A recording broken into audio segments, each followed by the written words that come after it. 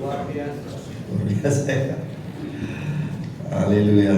Udah puas liburan ya.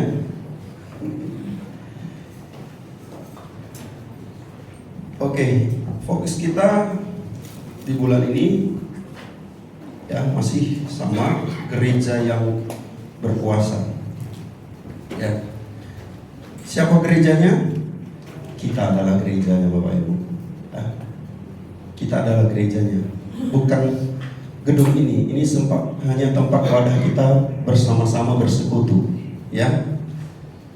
Tempat HOG itu tempat kita bersama-sama dilatih. Gereja yang sesungguhnya adalah kita. Jadi kalau dibilang gereja yang berkuasa, kita yang berkuasa. Amin. Oke.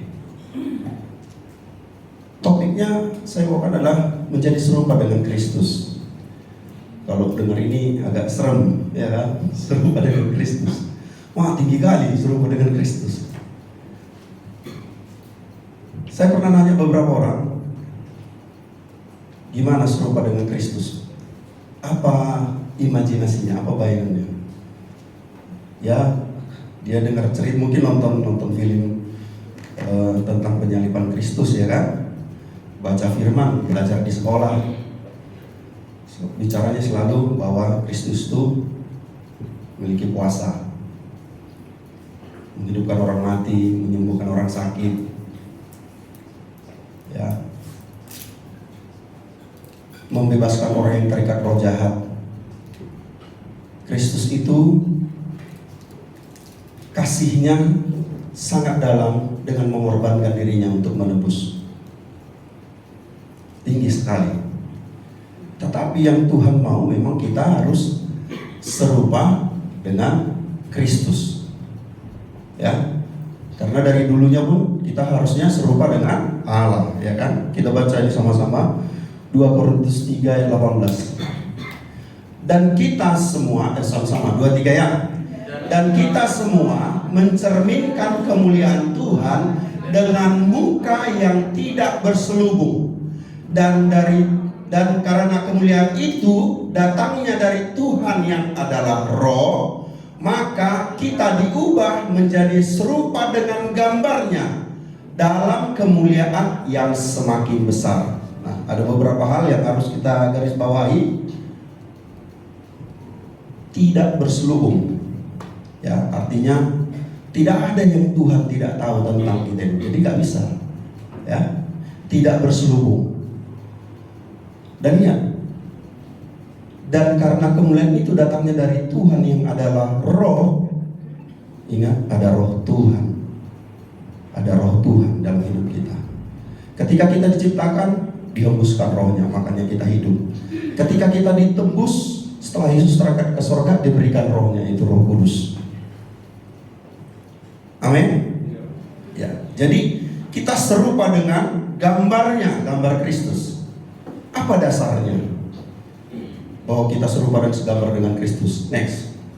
Nah, ini ya, semua kita sudah tahu ini ya. Dasar penciptaan manusia itu ya, Kejadian 1 ayat 26 sampai 27. Berfirman Allah, baiklah kita menjadikan manusia menurut gambar. Ada dua ini, menurut gambar dan rupa kita. Jadi ada dua, ada gambar, ada rupa. Supaya mereka berkuasa atas ikan-ikan di laut dan burung-burung di udara, dan atas ternak dan atas seluruh bumi dan atas segala binatang melata yang merayap di bumi. Maka Allah menciptakan manusia itu menurut gambarnya. Menurut gambar Allah diciptakannya dia, laki-laki dan perempuan diciptakannya mereka. Jadi laki-laki dan perempuan diciptakannya sesuai dengan gambar Allah. Ya, bukan laki-laki saja, perempuan juga diciptakannya sesuai dengan gambarnya. Nah, tujuannya apa? Kita diciptakan sesuai dan serupa dan segambar dengan Allah. Lihat, tujuannya apa? Supaya mereka, perhatikan, berkuasa atas ikan-ikan di laut. Ya, jadi kita penguasa lautan.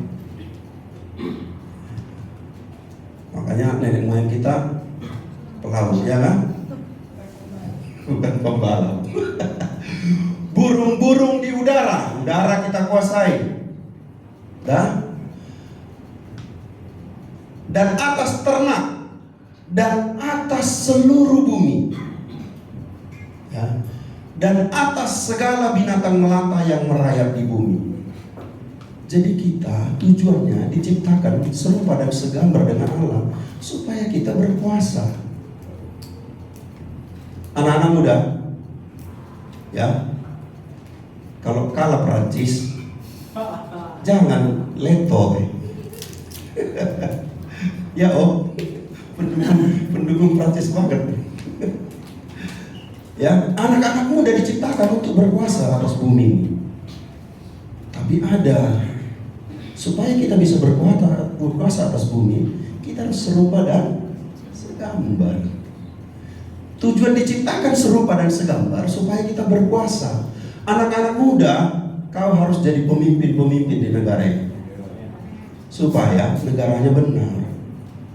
Anak-anak Tuhan harus memimpin di negara ini. Supaya apa? Supaya ada pembalikan keadaan di negara ini. Makanya dari sekarang harus latihan serupa dan segambar dengan Kristus. Amin. Yud. Oh, enggak kedengar suara Yud. Amin. Ya. Di mana nanti kau Tuhan tempatkan? Mau jadi apa cita-cita? Pengacara kah? Ya, jadilah berkat di sana. Kamu rupa dan gambar Allah. Jadi berkat di sana. Mau di mana lagi? Pengusaha. Jadi rupa dan gambar Allah di tengah-tengah usaha. Bahkan ke pengusaha-pengusaha yang lain. Kita ini gambarnya dan rupanya. Mau atlet basket, bisa memberkati orang-orang, semua pemain basket. Amin. Ya, kita rupa dan gambar Allah. Ya, jadi dunia bilang kan, gapailah cita-citamu setinggi langit. Enggak hanya dunia, itu sudah ditetapkan Tuhan dari awal supaya kita berkuasa, supaya kebenaran boleh jadi di bumi ini. Amin. Oke. Ilustrasinya seperti ini, Bapak Ibu. Kita ini kan makhluk ciptaan. Kalau kita misalkan beli TV, beli handphone, ya, alat perangkat elektronik ya biasanya, ada manual booknya nggak? Pertanyaan saya, ketika kalian baru beli, baca nggak manual booknya? Ada yang baca, ada yang enggak? Langsung aja. Gini. Kalau nggak tahu, panggil orang, cari di YouTube, ya kan? Nah, Bapak Ibu, kita ini kan ciptakan Tuhan. Manual book kita itu firman. Seringkali kita nggak baca manual booknya. Kita terkena masalah, terkena problem di dalam hidup kita, banyak pergumulan. Yang kita cari siapa? Aku mau cari pendeta dulu, biar didoakan aku. Kadang kita salah cara berpikirnya. Kita pikir setelah didoakan pendeta itu masalahnya hilang. Enggak. Masalah itu harus kita selesaikan. Tapi salah enggak kita cari bapak pendeta kita? Enggak salah ketika kita baca manual booknya enggak ngerti. Paham ya? Ketika kita baca manual booknya enggak ngerti kita. Ini aku harus opo gitu. Harus ngapain aku ini gitu. Barulah kita cari Pak Gembala kita. Aku punya masalah Pak Gembala. Aku baca di firman kayak gini. Gimana caranya ini kan gitu. Baru kita benar dapat tuntunannya gitu. Kita seringkali enggak baca manual booknya, langsung pergi cari orang. Aku punya masalah loh kayak gini. Akhirnya kita tidak mendapat jalan keluar yang benar. Kita diarahkan ke arah yang salah. Karena belum tentu yang kita tanya itu juga tahu manual book dia. Iya kan? Yang kita tanya belum tentu juga ngerti firman. Akhirnya apa? Kita tersesat. Amin. Jangan yang baca manual booknya ya. Makanya tiap hari kita baca firman. Baca firman tiap hari. Ngerti nggak ngerti, baca saja. Nanti setelah baca pas saat teduhnya tanya Roh Kudus. Roh Kudus tolong tuntun aku. Ini maksudnya apa? Baru kita nanti mendapat jawaban yang benar. Oke, next. Nah, kita lihat. Nah, dalam bahasa Ibrani, saya ambil sedikit ya, aja tentang ini saja. Gambar dan rupa, ini ada dua hal. Ya, dalam bahasa Ibrani, gambar itu disebut selem. Ya, gambar, bayangan, patung. Jadi kalau zaman dahulu, raja di daerah-daerah kerajaannya yang didudukinya itu diletakkan patungnya. Patungnya itu menggambarkan dia hadir di sana. Jadi semua orang harus patuh dengan peraturan kerajaan. Gitu. Jadi kenapa dulu itu banyak patung-patung, misalkan Romawi membuat patung-patung Kaisar Romawi di mana-mana itu supaya menggambarkan bahwa Raja Romawi Kaisar itu ada di situ. Jadi semua harus tunduk, harus taat. Ya, itu yang masuk dengan selem, gambar. Kata ini menjelaskan bahwa manusia adalah wakil atau perwakilan Allah di bumi. Halo, kita ini perwakilan Allah di bumi. Itu maksudnya gambar itu. Gambar itu maksudnya kita wakilnya. Oke? Rupa disebut dalam bahasa Ibrani demut. Rupa itu keserupaan atau kemiripan. Kata ini menjelaskan bahwa manusia dan Allah memiliki kemiripan sifat dan karakter. Ya, dari awal iblis menyesatkan kita di sini. Dari awal iblis menipu kita di sini. Ya, bahwa kita ini mirip sifat dan karakter Allah, tapi iblis tipu, ya kan? Raja segala tipu, ya kan? Dia tipu kita. Supaya apa? Kita tidak tahu bahwa kita serupa dan segambar dengan Allah. Jadi kita mengerjakan apa yang iblis mau kerjakan. Bukan apalagi apa yang mau Tuhan kerjakan dalam kehidupan kita sebagai perwakilannya. Makanya dari kata selem dan demut inilah diambil. Kemarin kita beberapa waktu lalu, saya ingat ini, kita belajar tentang imago Dei dalam bahasa Latin. Ya, jadi Alkitab bahasa Ibrani itu banyak diterjemahkan ke dalam bahasa Latin. Itu yang dipakai Roma, Katolik Roma. Kan kalau Katolik Roma sampai sekarang kita lihat liturginya banyak menggunakan bahasa Latin. Nah, itulah lahir imago Dei. Serupa dan segambar berarti manusia diciptakan untuk menjadi wakil Allah yang memiliki kualitas moral dan spiritual mirip dengan Allah. Jadi kualitas spiritual, moral kita itu mirip dengan Allah.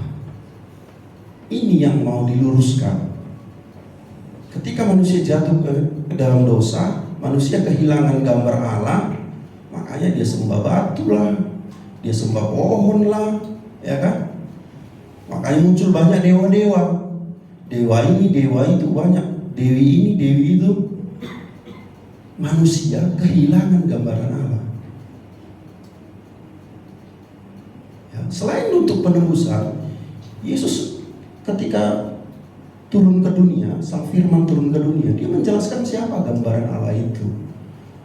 Dia menceritakan tentang Allah. Dia sedang menceritakan Allah. Zaman dahulu di gereja mula-mula, Bapak Ibu, ketika para rasul-rasul melayani, ya, menginjili, ada satu golongan penyesat yang menentang habis ini. Saya lupa slide saya ada di dalam penyesatan. Menentang ini bahwa apa? Katanya gini, Allah yang ada di perjanjian lama dengan Allah yang ada di perjanjian baru itu beda. Jadi Kristus itu tidak menceritakan Allah yang sesungguhnya. Nah, itu juga dipakai saksi Jehovah. Tidak menceritakan Allah yang sesungguhnya. Mereka belokkan di sana. Karena kalau manusia nemu ini sebenarnya, kalau kita ini rupa dan gambar Allah, dahsyat luar biasa Bapak Ibu. Baik kan Ibu, kita ini perwakilan Allah di bumi. Kita bilang semua. Jadi kita bilang jadi semua. Perwakilan Allah cuy. Artinya apa? Ada kuasa di tangan kita. Kuasa dari Bapa. Nah ini yang iblis belok-belokkan supaya kita tersesat, supaya kita tidak ketemu yang sesungguhnya, bahwa kita adalah rupa dan gambarnya, kita adalah wakilnya, yang moral dan spiritualnya mirip Allah. Amin. Oke. Ya. Tapi sekarang kan gimana caranya kan gitu kan, supaya bisa serupa dengan Kristus, supaya gambaran itu kembali lagi. Saya nggak kupas banyak-banyak, sedikit saja. Next. Nah, untuk serupa dengan Kristus, satu hal yang perlu kita ingat adalah bertumbuh. Setiap kita harus bertumbuh.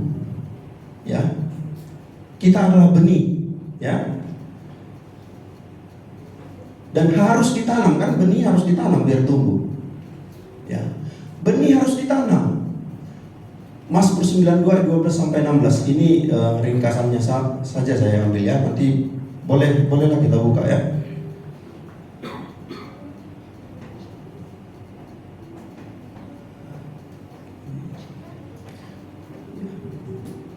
Bisa? Mazmur 92 ayat 12 sampai 16. Ini bagus banget.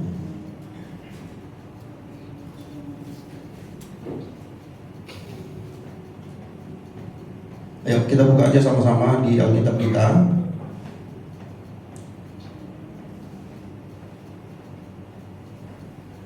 Dapat Bapak Ibu?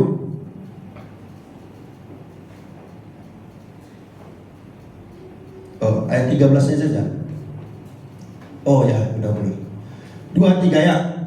Orang benar akan bertunas seperti pohon korma, akan tumbuh subur seperti pohon aras di Libanon. 13. Mereka yang ditanam di bait Tuhan akan bertunas di pelataran Allah kita. Next. Pada masa tua pun mereka masih berbuah, menjadi gemuk dan segar. Next. Untuk memberitakan bahwa Tuhan itu benar, bahwa Ia gunung batuku dan tidak ada kecurangan padanya. Terakhir. Oh, oke. Di sana selesai.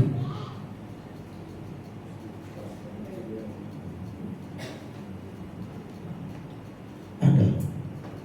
Oh iya, berarti di ini ya. Bahkan pada tua kita berbuah. Pada masa tua pun berbuah. Ini kan kalau pohon biasanya kalau udah tua kan nggak menghasilkan buah lagi kan, ditebang. Tapi ini kalau kita tertanam berbuah. Ingat yang kedua apa? Harus ada wadah untuk menanam. Ada tanahnya, ada gerejanya, ya langsung saja, ada gerejanya. Kita harus menjadi orang-orang yang tertanam di gereja lokal Bapak Ibu. Kalau mau bertumbuh, gak mungkin kita tumbuh kalau gak ada wadah untuk nanamnya. Saya gak pernah lihat ada tanaman bisa tumbuh tidak ada wadah tempatnya atau melayang-layang dia gitu. Harus tertanam. Jangan suka pindah-pindah.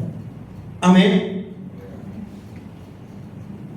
Baiklah Ibu nanam mangga misalkan, ditanam sini. Udah bulan depan kita ambil, kita pindahkan lagi, ditanam di sini. Lama-lama mati Bapak Ibu. Ini udah kita kasih nutrisi nih di sini. Kurang cocok kulihat di pot ini, cabutnya pindahkan di sini, ya kan? Kasih lagi pupuk-pupuk. Mungkin sekali berhasil, yang ketiga pasti mati Bapak Ibu. Jadi kalau kita mau bertumbuh, harus ada wadah kita tertanam. Kenapa? Di situ kita diberi nutrisi. Kebenaran firman, pengajaran dilatih. Gereja tempat kita berlatih. Makanya banyak pengajaran. Nanti kalau kita baca kisah para rasul 2 ayat 42-47 itu cuma mula-mula bertekun dalam pengajaran rasul-rasul. Bertekun mereka. Sampai jumlahnya banyak.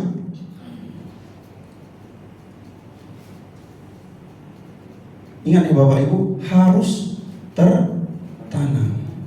Ya.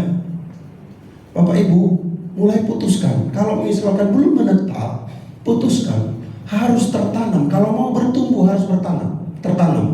Kalau enggak, kita enggak usah mimpi deh kita menjadi serupa dengan Kristus. Enggak bakalan. Karena apa? Untuk serupa dengan Kristus kita harus mengalami pertumbuhan. Kalau enggak mengalami pertumbuhan, kita enggak akan mungkin bisa menjadi serupa dengan Kristus. Amin. Next, apa yang kedua? Berbuah. Ya, kalau kita sudah tertanam, kita sudah bertumbuh, harus berbuah. Karena kalau nggak berbuah diapain? Potong Bapak Ibu, dibakar. Harus berbuah. Tahun lalu kita udah fokus di berbuah. Harus berbuah. Nah, gimana caranya kita bisa berbuah? Harus melekat pada pokok. Itu lagu andalan kami dulu di PTKI. Saat berdumun itu lagu Yesus pokok kan. Ya ala-ala rock ya kan. Kita caranya. Kalau udah nyanyikan itu kita semangat dulu. Waktu baru pertama-tama lahir baru, pertama-tama pujian penyembahan. Ya, harus melekat. Ya. Kita harus tinggal di dalam Kristus yang adalah firman. Kita harus tinggal dalam firman ini. Amin. Hati-hati. Saya sering ingatkan kayak gini. Melekat itu juga bicara persekutuan.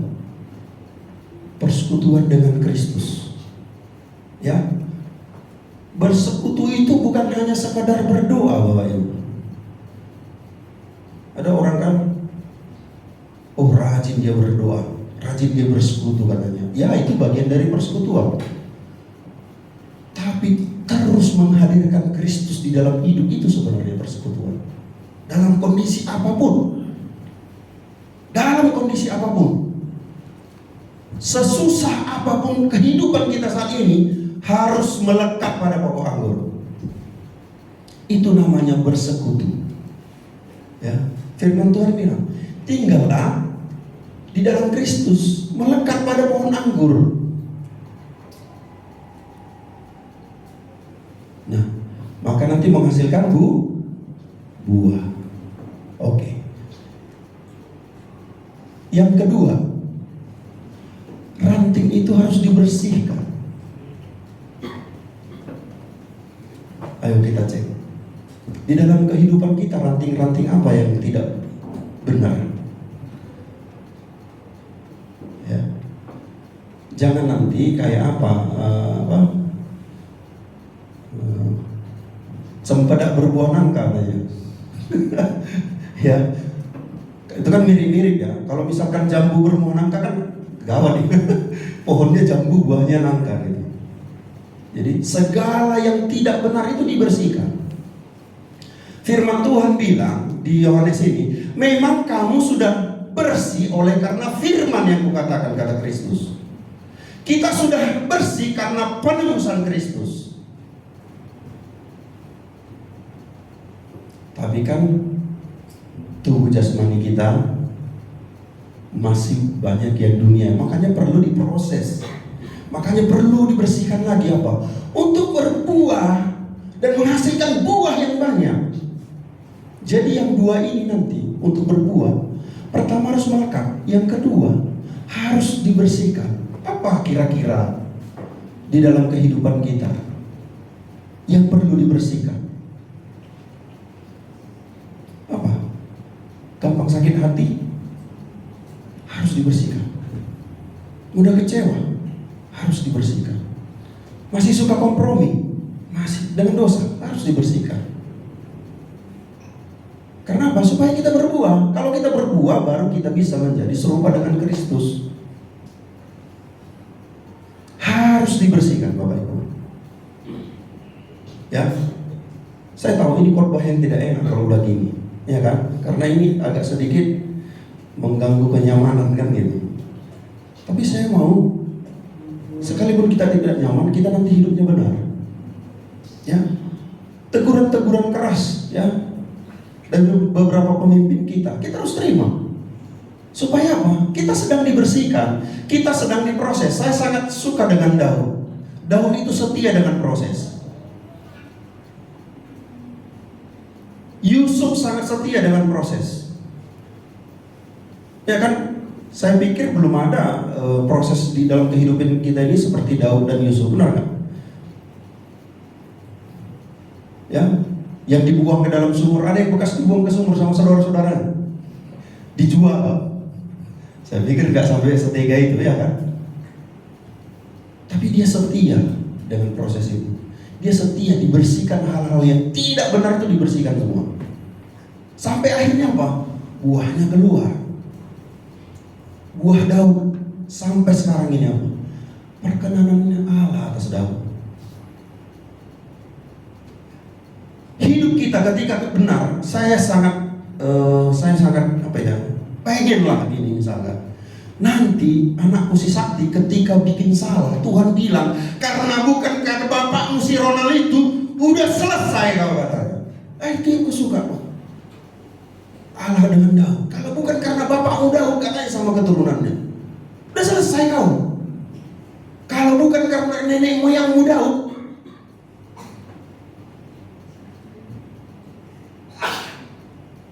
jadi ketika kita dibersihkan, kita sedang diproses, Bapak Ibu. Kehidupan kita susah, kita sedang diproses. Saya beberapa waktu lalu ngobrol dengan seorang bapak yang sudah bertobat dan suka ngeluh sama saya nih. Susah kali hidup dalam Tuhan ini. Udah bertobat awal, makin tak ada uang awal, makin gak ada apa-apa. Cari uang 10.000 pun susah kali. Dulu waktu aku belum bertobat, gampang kali dapat uang katanya.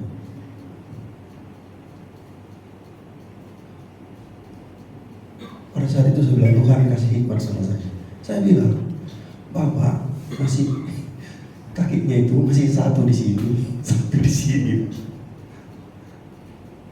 Masih satu di sini, Pak. Sekalipun kita lakukan yang benar, kita lakukan juga yang nggak benar. Ini mengkamiri, Pak. Bayangkan, Pak, ketika mau berkatnya datang, terjadi penolakan. Datang, terjadi penolakan. Terkamiri soalnya. Kalau memang betul-betul mau sama Tuhan, udahlah di sini sekalian gitu loh. Habis-habisan, aku sama Tuhan habis-habisan gitu. Nah, sering yang terjadi ini ya. Satu di sini, satu di sini.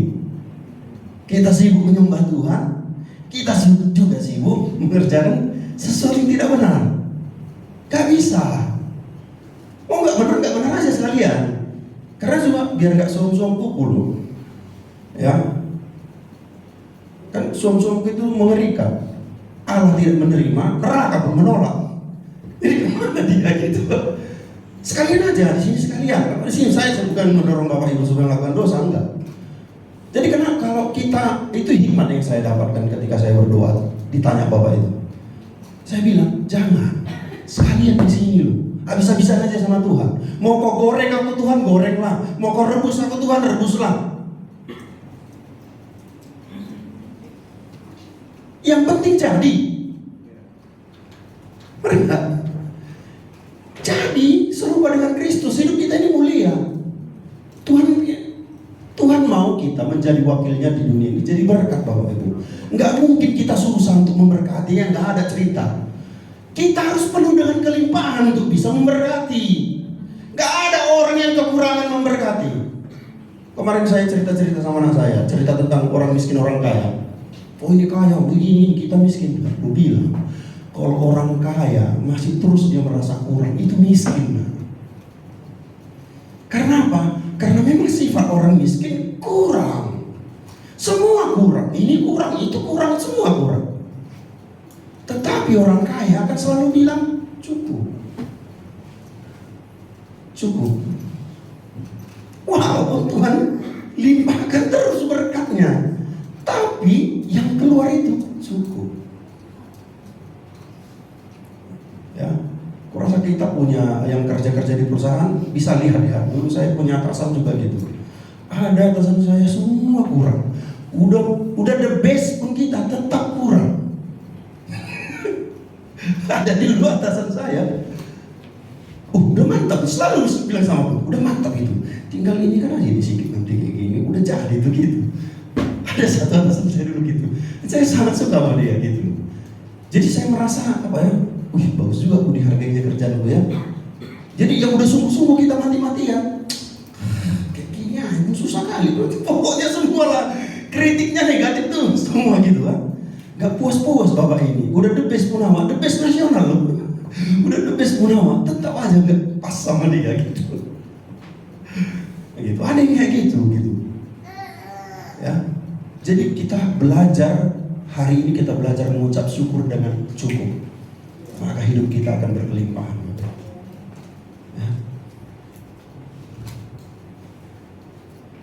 Ya, interpretasinya lebih dalam lagi. Sebenarnya cukup itu suka gini Bapak Ibu.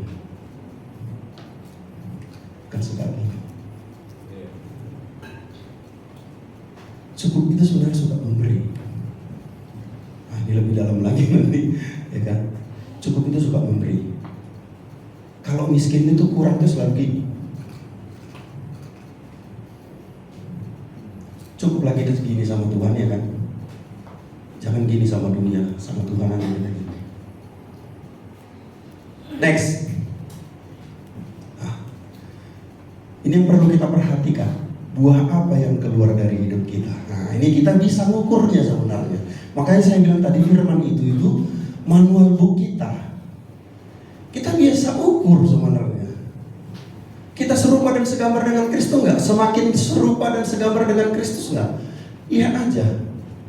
Buah apa yang harus keluar? Galatia 5 ayat 22 sampai 23. Tetapi buah roh ialah sama-sama kasih, sukacita, damai sejahtera, kesabaran, kemurahan, kebaikan, kesetiaan, kelemah lembutan, penguasaan diri. Tidak ada hukum yang menentang hal-hal itu.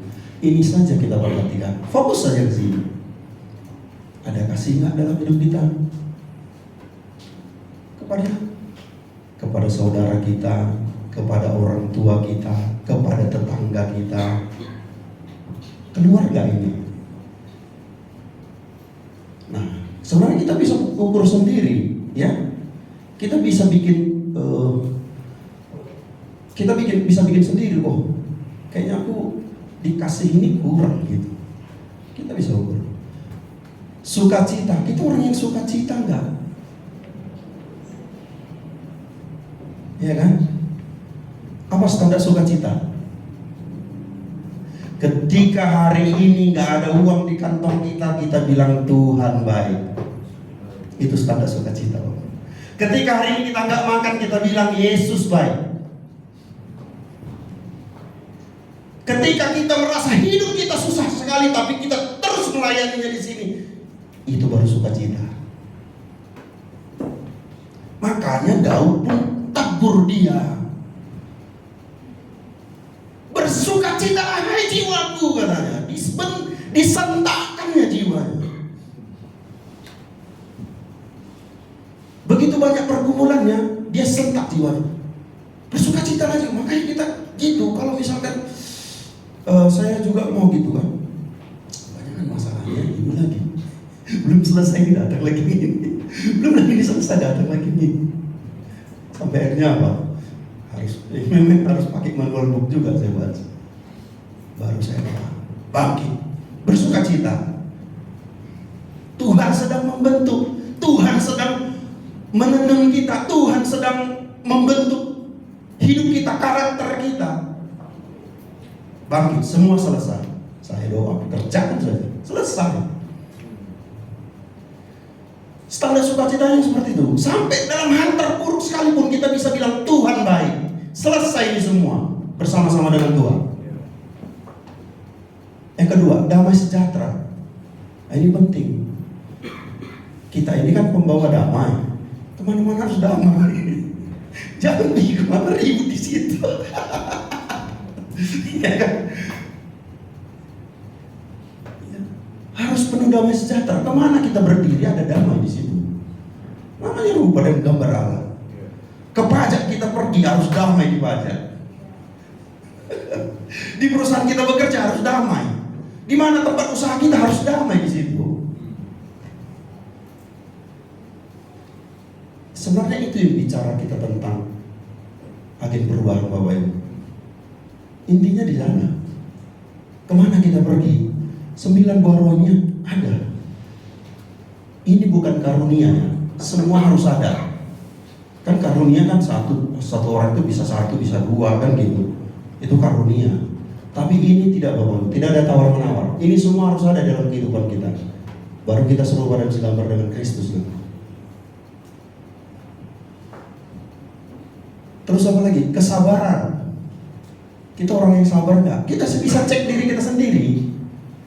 Ya. Kita orang yang sabar nggak? Bisa kita checklist. Oh, kayaknya di kesabaran ini perlu aku banyak berlatih. Banyak berlatih berarti banyak lagi bersekutu dengan Tuhan, banyak lagi praktek dengan sesama. Nah, sabar nggak kita? Atau dikit-dikit emosi, dikit-dikit marah, ya kan? Ya tapi jangan juga lah di ini, orang biasanya kurang tidur gampang marah. Ya, jangan kalau misalkan orang sudah kurang tidur jangan digara-garain. Oh, kau ini gampang kau marah kau. Nggak sabar kau, jangan gitu. Kemurahan, kita orang yang murah hati nggak? Apa standar murah hati Bapak Ibu? Memaafkan. Ukur saja, kita orang yang mudah memaafkan nggak?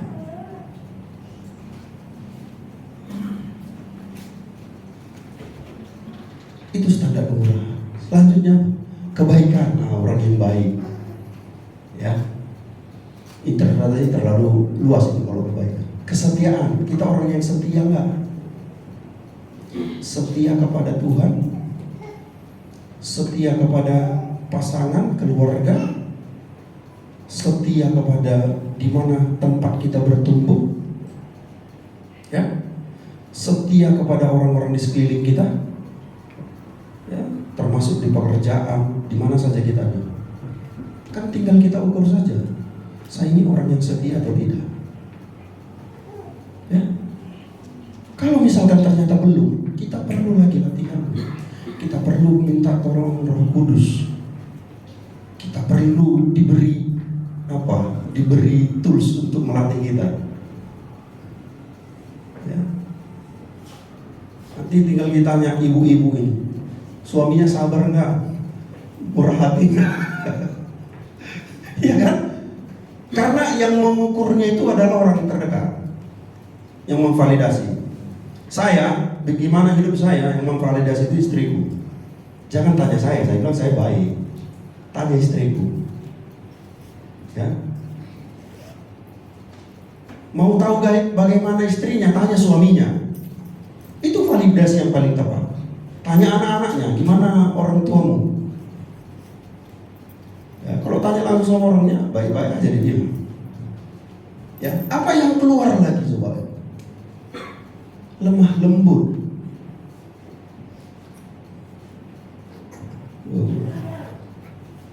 Kemarin saya nonton drama cukup menarik buat saya. Ada seorang anak yang dibuang orang tuanya, ya, terus ditampung sama tulangnya. Ya, di dalam kehidupannya gak pernah dengar kata-kata yang manis dari nan tulangnya. Ya kan? Pas nonton iya lah, nan tulangnya mungkin orang luar ya, gitu kan. Kalau tulangnya kan Kayak malah tulangnya sama berenya gitu kan. Tapi perlakuan nan tulangnya ini luar biasa sobat. Gak sanggup sebenarnya nan tulang ini disekolahkan, disekolahkan, dijual gelang peraknya untuk sekolah berenya. Bukan tulangnya ini ya, nan tulangnya.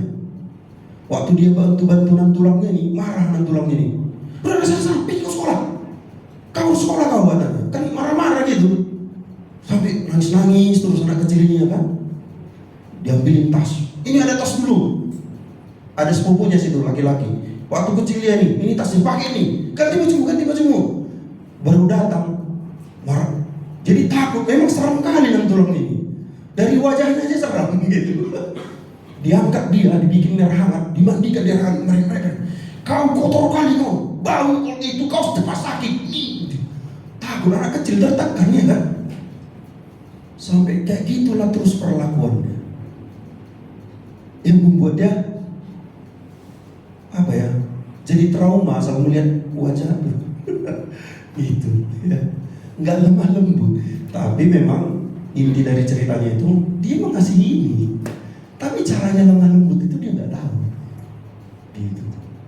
Jadi orang pun melihat responnya ibu-ibu ini, si dan tulang ini, memang garang kali itu kan. Tersisa kali berenya itu. Kan nggak tahu dan tulangnya punya visi sama berenya ini harus berhasil gitu. Ya, bagus sih, tapi kita perlu lemah lembut ya. Ngomong perlu strike to the point, perlu langsung kok nembak orang, tapi pakai bahasanya yang sopan. Itu perlu, tapi pakai bahasa yang sopan. Ya kan, misalkan lah tim prophetik ada yang terlambat datang ya kan. Gak ada kepikiran terlambat, orang semua udah nunggu di sini ya kan bisanya. Jangan terlambat coy. Kasihan loh orang udah lama nunggu. Bisa kan? Senyum Bang Doli sama. Oke. Next, penguasaan diri ini penting Bapak Ibu. Perlu kuasai diri. Ya, banyak akhir-akhir ini banyak orang nggak bisa menguasai dirinya. Terjerumus dengan apa? Hedonisme. Ya. Hati-hati. Dilihatnya tetangganya cake-nya merah, pengen dia merah. Dilihatnya nanti tetangganya, udah ada baju tetanggaku itu warna pelangi. Harus belilah pelangi itu Bapak. Ya, kuasai diri. Perlu apa? Berhikmat, lihat kemampuan kita. Kita mampu nggak? Kalau kita spare money, ya saya banyak belajar di dalam didikan Tuhan. Kalau kita spare money, kita mikir, terganggu nggak keuangan bulanan? Terganggu nggak sekolah anak-anak? Ini sering orang nggak bisa, buta, tidak bisa dikuasai dirinya. Tidak bisa dikuasai dirinya. Akhirnya apa? Hancur keluarganya. Anak-anak harus bisa menguasai diri. Ini memang manfaatnya bagus, tapi jebakannya juga besar. Ya, kemarin kita sudah belajar penyesatan ya. Tolong dipraktekin. Jangan habiskan hari-harimu main game. Scroll TikTok. Jangan habiskan waktu untuk itu. Isi. Ya. Masa depanmu masih panjang, masa depan itu cerah. Tapi ada hal yang harus kau lakukan. Belajar. Beberapa waktu lalu saya juga saya ceritakan sedikit. Saya diundang untuk KKR di Mandala.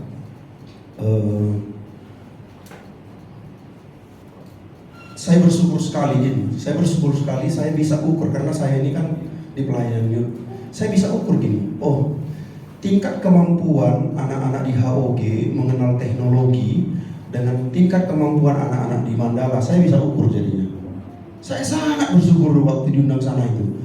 Bukan hanya karena saya bisa sharing firman, saya bisa ngajar mereka, enggak. Saya lihat, oh, ternyata anak-anak begini canggih kali semua.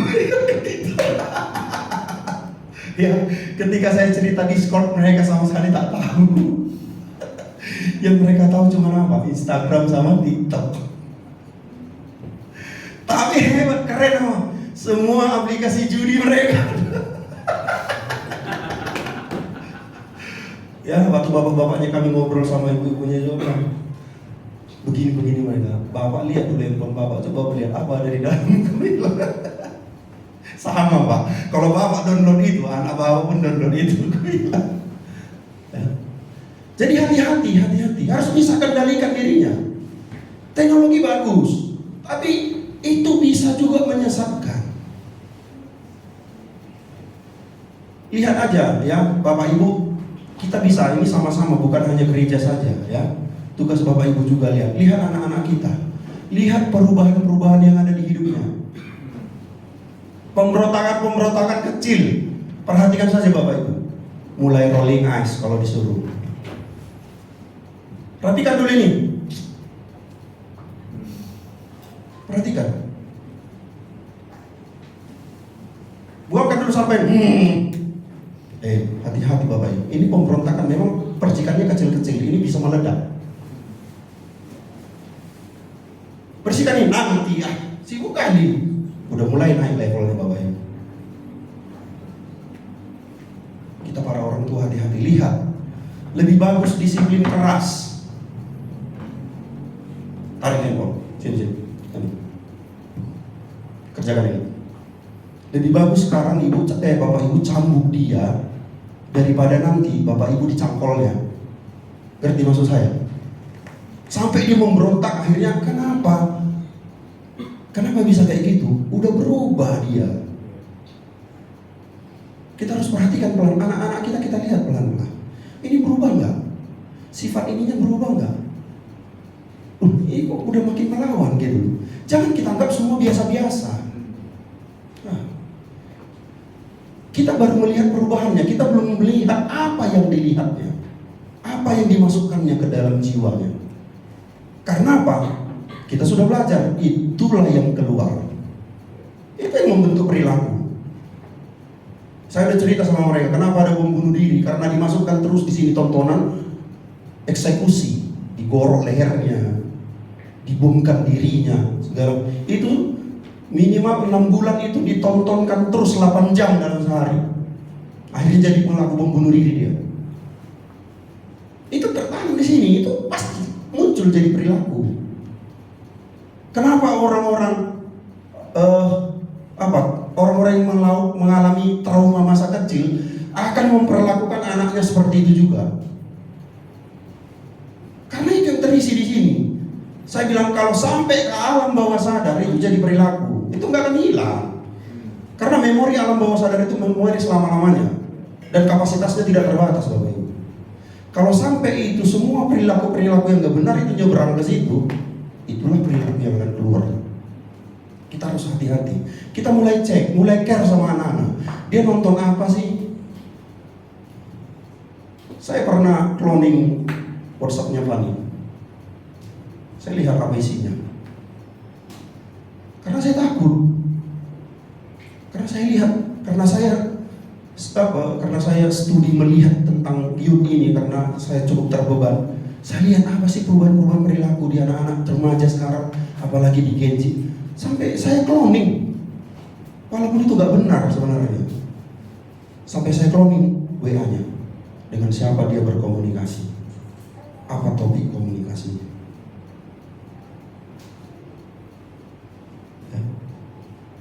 Sekarang Bapak Ibu hati-hati juga, rekrutmen tenaga kerja ini khusus anak-anak muda, sekarang udah diminta media sosialnya. Ya, ini banyak yang cerita sama saya ini dari perusahaan-perusahaan lama saya kerja dulu. Udah diminta sekarang akun medsosnya, dilihat perilakunya. Kalau misalkan orangnya barbar, dicoret langsung. Kalau orangnya suka bikin rusuh, apalagi ikut geng-geng motor, itu dicoret langsung. Gak diterima. Jadi berkasnya jadi masuk dicoret. Saya gak tahu di perusahaan ini, tapi teman-teman saya yang di perusahaan lama cerita, ini udah lebih, perusahaan lebih ini mintain akun-akun medsos katanya. Mereka lihat ini apa sih kegiatannya di media sosial. Karena ini udah apa? Ada dunia yang baru, kita harus sadar. Ada dunia yang baru di luar yang real kita lihat dengan mata kita ini. Ya, yang anak-anak kita ada di sana. Ya, saya melihat anak-anak bisa tahan nonton dari pagi sampai ke pagi lagi. Hati-hati, dunianya nggak dunia nyata lagi, dunia virtual. Dia nggak bisa lagi lihat kenyataan nanti. Ya, semuanya diimajinasi. Ya, yuk, kemarin kita sudah belajar harus berubah ya. Berapa jam sehari? Janganlah nego-nego. Oke? 2 jam sehari. Ini papa mamanya di sini loh sebagai saksi. 2 jam sehari main handphonenya. Nanti kita cek minggu depan. Ada yang 18 jam kemarin. Kalau bapak ibu tahu, saya sebenarnya gini, agak ini juga. Kalau misalkan saya report nanti gimana ya gitu sebenarnya. Tapi saya pengen report, Bu, anaknya ini main handphone. Kan itu bisa di tracking itu. Apa saja pun yang ditonton bisa kita lihat. Mau nonton YouTube kan, dia scroll TikTok kan, mau main game apa, itu bisa. Berapa jam hari ini, berapa jam kemarin. Jadi ditarik 1 minggu rata-rata itu ada yang sampai 18 jam. Rata-rata loh 18 jam. Jadi kau kapan tidurnya? Saya sangat konsen memang di sini untuk anak-anak kita. Jadi tolong nanti bantu kita juga. 2 jam. Kesepakatan kami 2 jam boleh main handphone 1 hari maksimal. Mau hari libur, mau hari sekolah, maksimal 2 jam. Selebih itu cari kegiatan. Mau main basket, main bola, mau main musik, terserah kalian, aku bilang.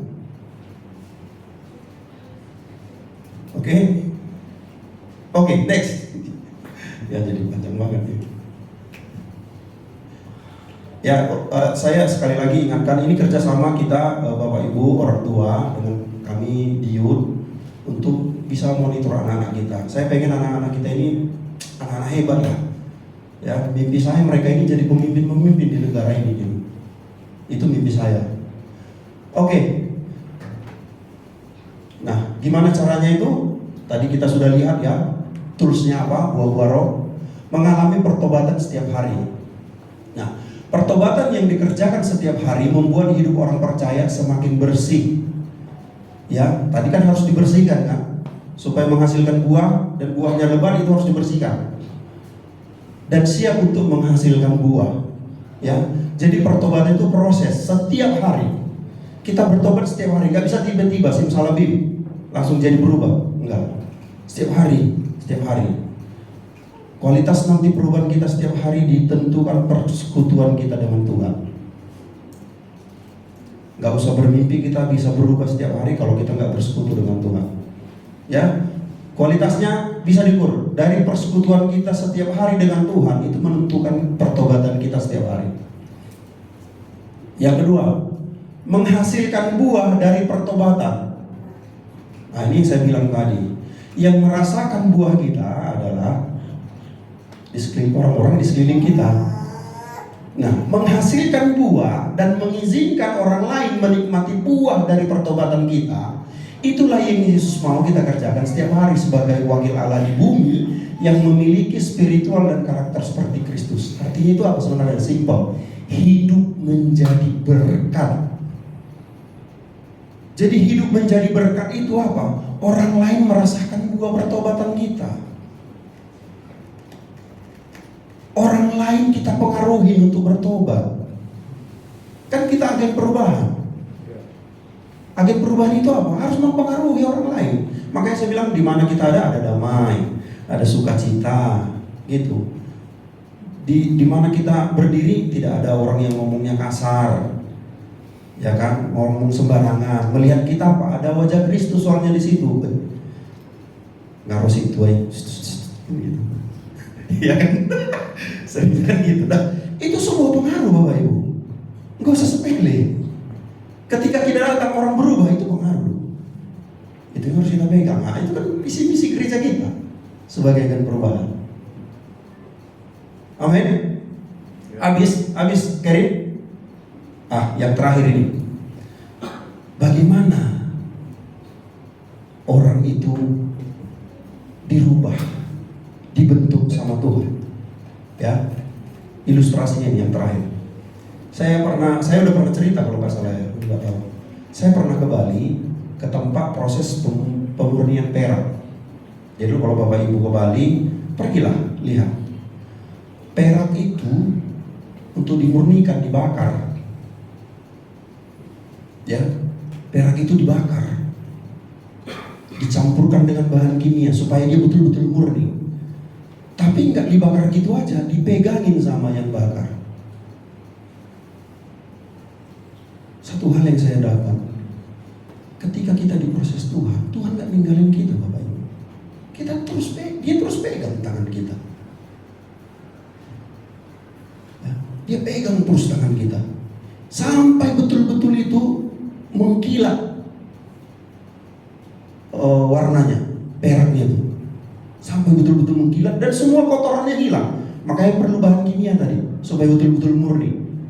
Sampai dia hilang semua kotorannya. Terus saya tanya, beli. Terus gimana nanti caranya kalau melihat dia udah murni? Dia bilang apa?